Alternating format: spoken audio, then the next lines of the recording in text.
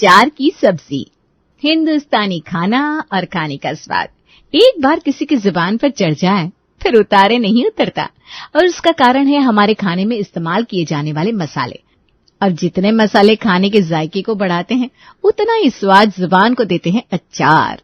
एक बार किसी को अचार खाने की आदत लग गई, उससे अचार छूटे नहीं छूटती। आज की कहानी भी अचार के इर्द गिर्द ही है। कैसे, आइए देखते हैं। अपनी शादी के लहंगे की शॉपिंग करके मुस्कान अपने घर पहुंचती है। अरे अरे मम्मी, ये क्या है? तुमने दरवाजे के पास ये नींबू क्यों रखे हैं? और ये इधर आम और ये चने। रात का डिनर हमें इसी तरह मिलने वाला है क्या आंटी जी? पर नींबू देखकर लगता है आंटी जी ने तेरी नजर उतारने की सोची होगी। ये सब क्या कर रही हो मम्मी? तुमने ये सब क्या रायता फैला रखा है? साफ करो ना इसे। मेरे दोस्त आने वाले क्या सोचेंगे कि दिल्ली यूनिवर्सिटी से पढ़ी हुई लड़की के घर वाले इस तरह खाने को कपड़े के ऊपर फैला कर रखते हैं। देखा भाभी जी, देखा, इसी कारण मुझे इस लड़के से बात करने का मन नहीं करता।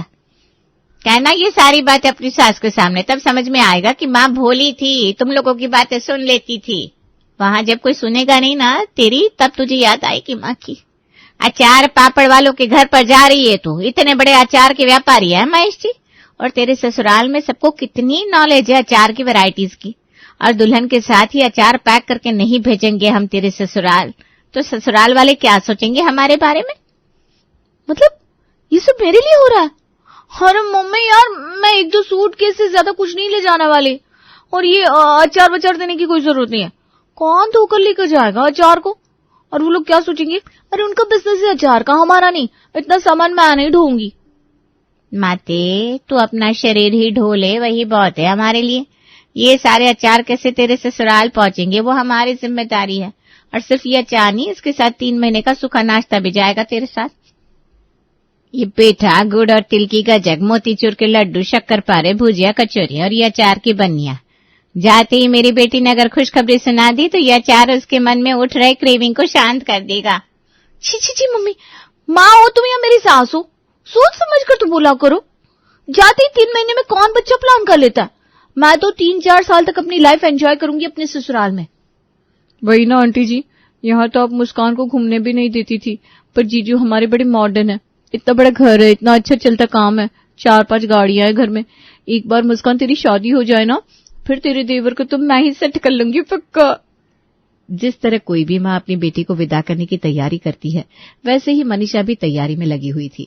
और 1 हफ्ते बाद होती है शादी की रात। ये कैसा अरेंजमेंट किया है लड़की वालों ने मम्मी? खाने में तो कोई स्वाद ही नहीं है। अरे तू ही देख बेटा, सामने से हमने किसी चीज की मांग नहीं की तो इन लोगों ने खातिरदारी में भी पैसे बचा लिए। ऐसे कोई कैटरिंग करता है क्या भला? बुफे में कहीं भी अचार नहीं है, खाने का स्वाद आए तो आए कैसे। और मेरा क्या है, मैं तो एक बार के लिए शांत भी बैठ जाऊं, पर तेरे फूफा जी नहीं बैठेंगे। आम शादियों में जैसे कहीं जीजा जी, कहीं ताऊ जी, तो कभी फूफा जी का रूठना तय होता है, इस तरह इस शादी में भी फूफा जी रूठ कर कमरे में जाकर बैठ जाते हैं। फेरों के लिए अमित मंडप पर आकर बैठता है कि पीछे से निखिल आकर उसके कानों में कुछ फुसफुसाता है। क्या फूफा जी शादी छोड़कर जाना चाहते हैं? ऐसा नहीं होना चाहिए। क्या हो गया दामाद जी, कोई कमी रह गई क्या खातिर में? कुछ तो कमी रही होगी ना आंटी जी, वरना मेरे फूफा जी यूं नहीं रूठता। हार्ट की 2 बार सर्जरी हो चुकी उनकी, इसके बाद भी भैया की शादी अटेंड करने के लिए बाय फ्लाइट आए वो। खाने में कहीं अचार था ही नहीं, और बिना अचार के कहाँ स्वाद आता, इसलिए वो तो बिना खाए अपने कमरे में चले गए। अब अगर वो खाएंगे नहीं तो अपनी दवाइयां कैसे लेंगे? और फूफा जी की तबीयत बिगड़ गई तो फिर हो गई ये शादी। क्या ये क्या ड्रामा है? क्या कहा? अचार की व्यवस्था नहीं हुई? गठजोड़ा हो चुका है दामाद जी, अब आप फेरों से नहीं उठ सकते। आप यहीं बैठिए, मैं जाकर अचार की व्यवस्था करती हूँ, आपकी फूफा जी के लिए भी और सारे बारातियों के लिए भी। अपनी बेटी की ससुराल भिजवाने के लिए जो अचार मनीषा ने बनवाए थे, वो उस अचार को बारातियों को खाने के साथ सर्व कर देती है। वो बात तो नहीं है, पर ठीक है, एक बार के लिए काम चलाया जा सकता है। क्या जी? और नहीं तो क्या, हमें तो लड़की से मतलब है, हमें हमारी बहू मिल गई, और क्या चाहिए। सब कुछ ठीक है ना जीजा जी? और कोई कमी लगे तो बताइएगा, आपके लिए अचार क्या हवाई जहाज का बंदोबस्त करवा दूंगा मैं। और इसी तरह संभलते संभालते आखिरकार मुस्कान की शादी अमित से हो ही जाती है। अमीर घर में जा रही हूँ, नौकर चाकर होंगे, न सुबह उठने का प्रेशर होगा, न खाना बनाने की टेंशन। यही सब सोचकर मुस्कान अपने ससुराल गई थी। पर सुबह के 8 बजे ही मुस्कान नाम का जयकारा जोर जोर से लगने लगता है। ये बार बार मुझे कौन बुला रहा है? अरे तुम्हारी ननद बुला रही है, और कौन? जाओ बाहर जाओ। हमारी प्री वेडिंग में भी हमारे साथ नहीं आ पाई थी नेहा। मुस्कान तैयार होकर बाहर हॉल में जाती है। ये क्या भाभी, आप तो खाली हाथ बाहर आ गई। वो गिफ्ट तो दिखाइए जो आप अपने मायके से हम सबके लिए लेकर आई हैं। गिफ्ट्स? हाँ लाती हूँ। मैं अपने मायके से क्या लेकर आई हूँ वो देखना चाहती हैं दीदी। मम्मी ठीक ही कह रही थी, अभी दीदी गिफ्ट्स मांग रही है, कुछ देर बाद तो मम्मी जी पक्का मुझे खाना बनाने को कह देंगी। इसका एक ही इलाज है। मैं अपने मायके से जो लाई हूँ वो आपको देखना है क्या? सीधा परोसी देती हूँ ना। अपने मायके से लाए हुए नाश्ते को चाय के साथ घर की नई बहू मुस्कान सभी को परोस देती है। हाय, ये क्या नाश्ता हुआ सुशीला जी, इसमें तो जरा भी स्वाद नहीं है। ऐसा बेस्वाद खाना आप तो कभी नहीं बनाती। वही ना मम्मी, तुम तो ऐसा खाना कभी नहीं बनाती। साथ में ना चटनी है ना तुम्हारे बनाए अचार। देख रही हो बहू, अभी मेरे लेवल तक आना है तुम्हें। माना इस जन्म में तुम मेरे लेवल तक नहीं पहुंच पाओगी, पर कोशिश तो करनी होगी। हाँ, सभी का दिल जीतने की कोशिश करोगी ना। कैसे फट से खाते ही कह दिया मेरे बेटे ने कि मम्मी ऐसा खाना नहीं बना सकती। जीतता रहे मेरा बेटा। और क्या है ना, ये सारा नाश्ता बहू के मायके से आया है। अरे तो ये नाश्ता शहर के सबसे फेमस हलवाई ने बनाया है पापा जी, फिर भी आपको अच्छा नहीं लग रहा? और इसके अंदर तो अचार से भी टेस्टी मसाले भरे हुए हैं। देवर जी आप मन से खाकर तो देखिए। खाने के लिए मन की जरूरत नहीं होती भाभी, खाना खाने के बाद मन अपने आप बन जाना चाहिए, जो इसे खाकर नहीं बन रहा। रसोई के ऊपर जो ड्रॉवर है वहीं मम्मी के बने हुए अचार रखे हैं, और साथ में अचार लाकर दे दो, तब आएगा थोड़ा सा जायका।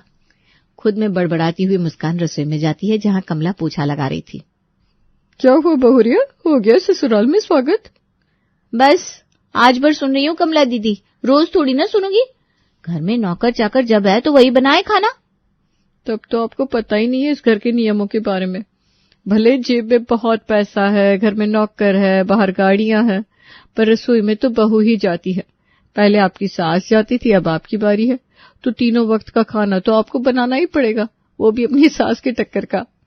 बेचारी मुस्कान, क्या सोचा था और क्या हो गया। जिन लोगों को हलवाई के हाथ का बना नाश्ता नहीं भा रहा था, उन्हें कहा मुस्कान के हाथ का नाश्ता भाएगा। पर अब ड्यूटी तो लग गई थी तो निभानी तो थी ही। दोपहर में सभी के लिए मुस्कान बनाती है छौंक वाली पीली दाल, काजू वाले चावल, आलू की सूखी सब्जी और धनिया की चटनी। कितनी प्यारी लग रही है ये प्लेट, फोटो खींचकर मम्मी को भेजती हूँ, मम्मी खुश हो जाएगी। पर काजू कुछ कम ही लग रहा है इस प्लेट में। अरे हाँ, मिठाई तो मैंने रखी नहीं, एक पापड़ और एक मिठाई, बस फिर क्या है। कभी जिंदगी में भी नहीं सोचा था खाना बनाने के पीछे इतना दिमाग लगाऊंगी मैं। बस एक बार अपनी सास को पीछे छोड़ दूं, उसके बाद इतना टेंशन नहीं लेने वाली मैं। जैसे ही घर के सारे मर्द दुकान से वापस आते हैं, मुस्कान सभी के लिए खाना लगाती है, और हमेशा की तरह आज भी कोई अच्छा रिस्पांस नहीं मिलता। ओह, ये तो बीमारी वाला खाना बना दिया तुमने मुस्कान। तुमसे बड़ी उम्मीद थी मुझे। मतलब जिस हिसाब से तुम बाहर का चटपटा खाना पसंद करती हो, मुझे लगा तुम्हारे हाथ में भी उतना ही स्वाद होगा, पर बिल्कुल मजा नहीं आया। क्या मजा नहीं आया? पर मैंने तो बड़े अच्छे से खाना बनाया था। चावल में काजू, कड़ी पत्ता सब डाला है ताकि पुलाव वाला स्वाद रहे, पर खाना प्लेन भी रहे ताकि घर वाली एसेंस मिस ना हो। वरना मैं रेस्टोरेंट स्टाइल खाना बनाना भी जानती हूँ। वही तो भाभी, हम तो रेस्टोरेंट के खाने से ज्यादा इज्जत अपनी माँ के बनाए खाने की करते हैं। मम्मी जो खाना बनाती है ना, वो शायद ही कोई बना सकता है। अचार में जो मसाले डालने हैं, उन मसाले का इस्तेमाल करके बनाती है मम्मी सब्जी। उनके हाथों के खाने की तारीफ में जितना भी कहो कम है। हमारा जो ये बिजनेस है ना, जिसके कारण चल रहा है ना, वो मम्मी ही तो है। तुम्हारा देवर बिल्कुल ठीक कह रहा है बहू। जब मैं तुम्हारी सास को ब्याह कर लेकर आया था तो मुश्किल से 500 रुपए कमाता था मैं, दिन के, महीने के।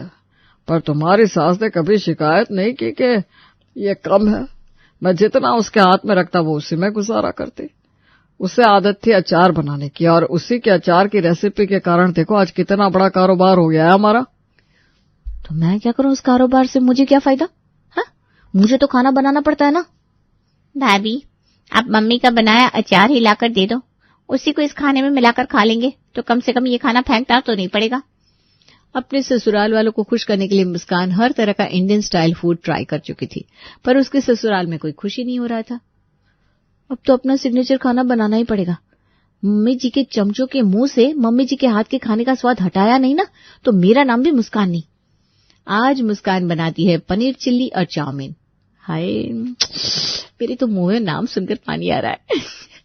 पर जब मुस्कान ये खाना अपने ससुराल वालों के सामने परोसती है, तुमसे नहीं हो पाएगा मुस्कान मम्मी के हाथ का खाना, उनके हाथ का ही है। जी तो करता है कोरा अचार लाकर सामने रख दो। अचार खाने के लायक ही है ये लोग, बेकार में मैं इनके पीछे इतनी मेहनत कर रही हूँ।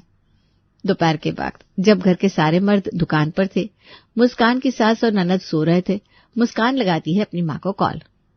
इसीलिए ना मम्मी लोग कहते हैं लड़का देखकर शादी करो, खानदान देखकर नहीं। पैसे वाला है देखकर शादी कर ली।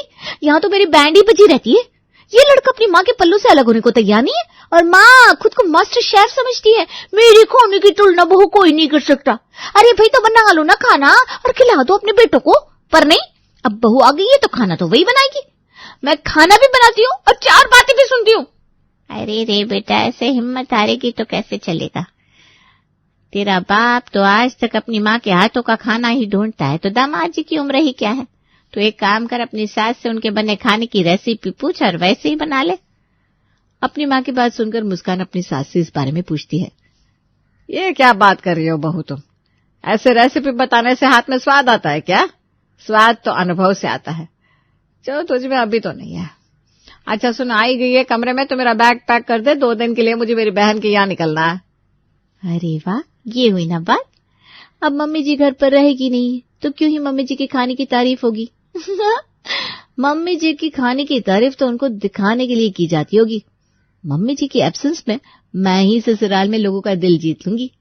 यहाँ सुशीला अपनी बहन के घर जाने के लिए निकलती है और वहां अमित का कॉल आ जाता है। आज एक बहुत बड़ी पार्टी ने अचार का ऑर्डर दिया है, लगभग पक्का ही है, पर वो हमारे घर आकर खाने की बात कर रहे हैं और उसके बाद ही हाथ में चेक रखेंगे। तो आज मम्मी से कहना कि खाना वही बनाए। पर मम्मी जी तो घर पर है नहीं, अभी 2 घंटे पहले ही मौसी जी के यहाँ निकली है और अब तक तो फ्लाइट टेक ऑफ ही कर चुकी होगी। सत्यानाश, अब क्या होगा? और वो लोग अचार ही खरीद रहे हैं हमसे, तो प्लेट में मम्मी का बनाया हुआ अचार भी नहीं दे सकते। तुम उन्हें लेकर आओ ना, यहाँ मैं सब संभाल लूंगी। मुस्कान जाती है रसोई में और अपना दिमाग लगाना शुरू करती है। उस दिन निखिल भैया कह रहे थे कि मम्मी जी के बनाई सब्जी में वही टेस्ट होता है जो टेस्ट अचार के मसालों में होता है।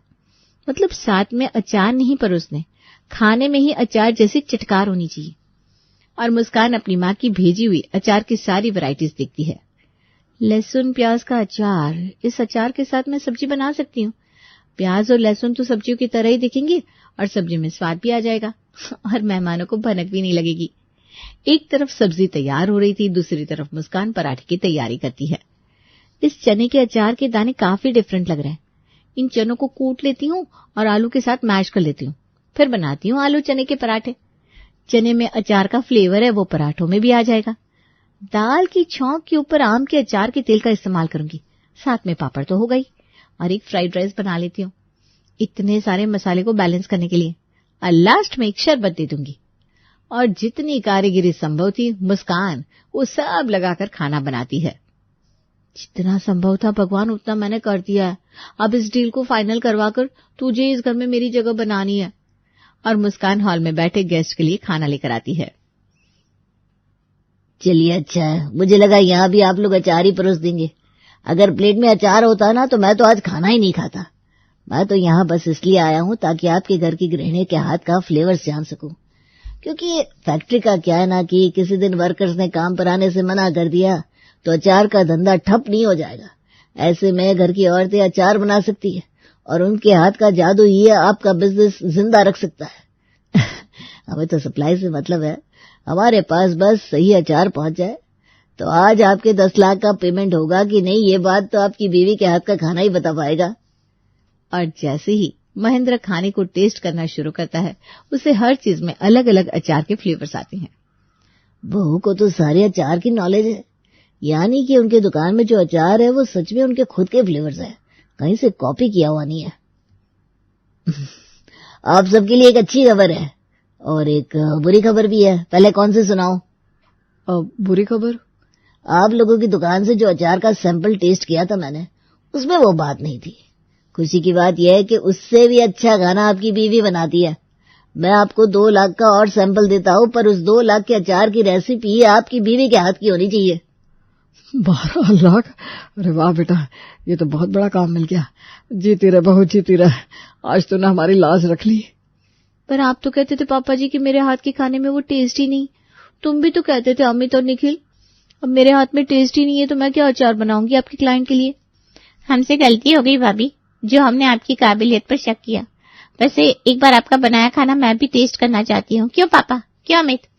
और आज मुस्कान के हाथ के बने खाने को खाकर, या कहे अचार की दाल, अचार की सब्जी और अचार में पराठे को खाकर सभी सच में सुशीला के हाथ के खाने को भूल जाते हैं।